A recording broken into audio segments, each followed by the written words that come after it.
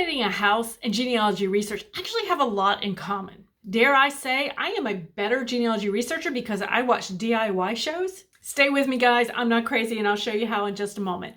Hey there, if we haven't met before, I am Lisa, genealogy researcher and author, and this YouTube channel is designed to help you find your ancestors, grow your family tree, but not get overwhelmed in the process. So if it sounds like your cup of tea, you're in the right place. Now, my daughter and I love to watch the old reruns of Fixer Upper, where Chip and Joanna Gaines take the oldest house in the neighborhood, maybe the most rundown house, and they turn it into this beautiful family home, all within an hour. Now, most DIY home renovation shows have a similar format, and Fixer Upper is really no different.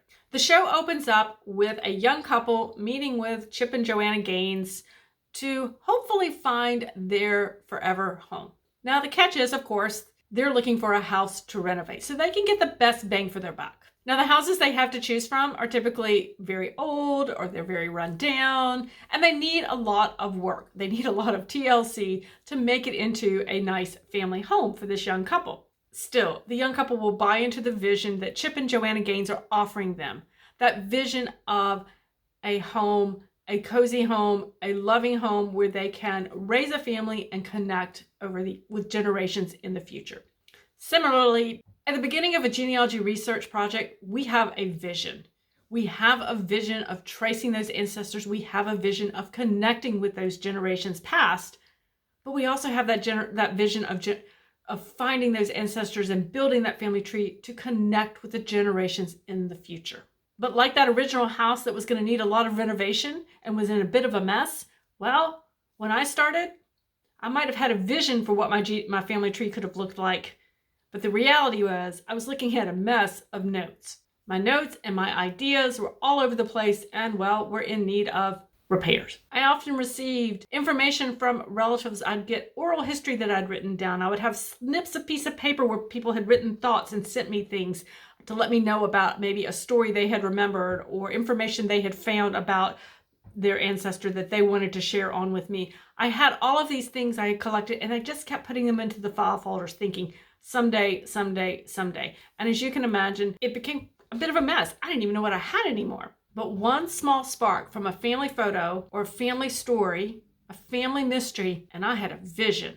Despite the odds, I could visualize my success in solving that family mystery. Or I could picture my success in finally building out that side of the family tree that had been such a struggle for so many years. But between that vision on one side of me and the pile of stuff on the other, there was a lot of work that had to be done. And some of it could get very messy.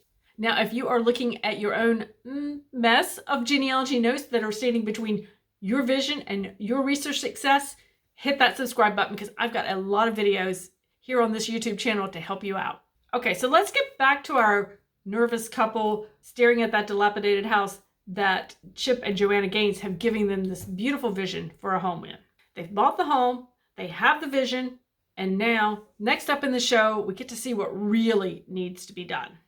We're about to find out if this project is going to be a total redo or, hopefully, maybe a little more cosmetic in nature. What can stay, what has to go, which walls will be taken down, which walls will be put up, which rooms need to be added, and what plumbing or wiring need to be redone. Now, you might be in the middle of your own genealogy research project, and you're realizing, okay, things aren't going quite as well. And so what I want you to do is to just stop. Just stop your research. Just like a housing inspector would inspect an existing house, it is now time for you to inspect your genealogy research. And what I mean by this is inspect your past research into that end. Go back to the beginning of your research and essentially start over. Put away any preconceived ideas or information that you have about that ancestor and look at your notes. Reevaluate your records with a fresh eye. Get a fresh perspective. To keep with our home renovation analogy, we're going to call this part your demo day. You are now a different genealogy researcher. You have some years under your belt. You've honed your genealogy research skills. So it's time to take a fresh look at the structure of your research. Now, these DIY renovation shows may not show you, but there is a lot of work that goes on behind the scenes that we don't see as the audience. Very detailed assessments are made of the property and very detailed drawings and architectural plans are drawn up. A detailed architectural plan on a renovation show is the same thing as your genealogy research plan. So you know you want to find your third great-grandfather? Great. That's your goal. That's your vision. Now you need to build out your own architectural plan or research plan of how you're going to do that. Now that research plan is going to do several things for you. It's going to keep your research on track. It's going to help you be more time efficient. It's going to keep you from overlooking needed records that you might need. And it's going to ensure that you perform an exhaustive search for that third great-grandfather. I'll link to it above and put it in the description below, but I have another video on how to create successful genealogy research plans that you might want to take a look at. Now you've got your architectural plan or your genealogy research plan. So what kinds of things are you going to put in that plan? Now, have you ever noticed in those DIY renovation shows that, well, things don't always go according to plan? There's always going to be some sort of problem that arises that the hosts are going to have to deal with. The wiring they thought was okay, well, turns out not to be okay and not up to code. Maybe carpenter ants did unexpected damage to the walls, and that is going to now have to be replaced. A load-bearing beam runs through a planned special feature. Things do not always go as planned on a renovation for a home, and they do not always go as planned when we're doing our genealogy research. Maybe that's just me, but somehow I don't think so. Records may not survive. An ancestor's name was not legible on a record. Sometimes an ancestor just seems to have vanished. Or maybe that ancestor changed their name. It happens. So just like those home renovators, we have to reassess, tweak our plan so that we can then move forward. So for you as a genealogy researcher, that might mean seeking out an alternative source for a birth record. It might mean researching for records in surrounding counties or surrounding states.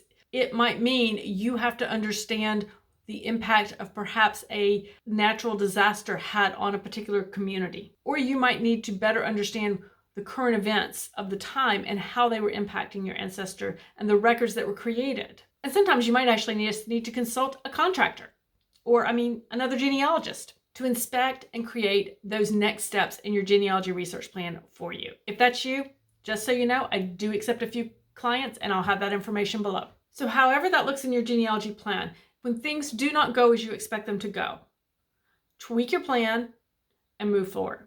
Now the host of Fixer Upper, Chip and Joanna Gaines, get to give that young couple a big reveal. They get to see their house for the very first time, and we get to see it along with their reactions. It's always my favorite part of the show. And of course, the home is gorgeous. Joanna Gaines has put her signature touch on it, on all the decorating as well. We might find special play areas for the children. We see how the couple's photographs were used in a unique ways to make that house feel more like a home. That house tells the story of that young family and their ideals. Well, we as genealogy researchers get to have a big reveal as well. Now, you have done your research, you have found your ancestor, you have solved that family mystery, and you've got information to share. You might be doing a big reveal, say on Facebook. Maybe you have a family Facebook group, and that's where you're going to share all of your newfound knowledge. Maybe you have attending a family reunion, and you can now have a family tree created, a beautiful family tree created that can then be put up and shared and displayed at your family reunion. However you choose to reveal your information. Maybe it's a book. Maybe you have found your ancestor, you've solved that mystery, and so you are going to write that book. This is your big reveal to share. So whatever your style, share your big reveal. Ready to learn about workflows and systems to make you a more efficient genealogy researcher? Watch that next video on the screen, Cupcakes and Checklist, how a sweet treat taught me the importance of genealogy workflow.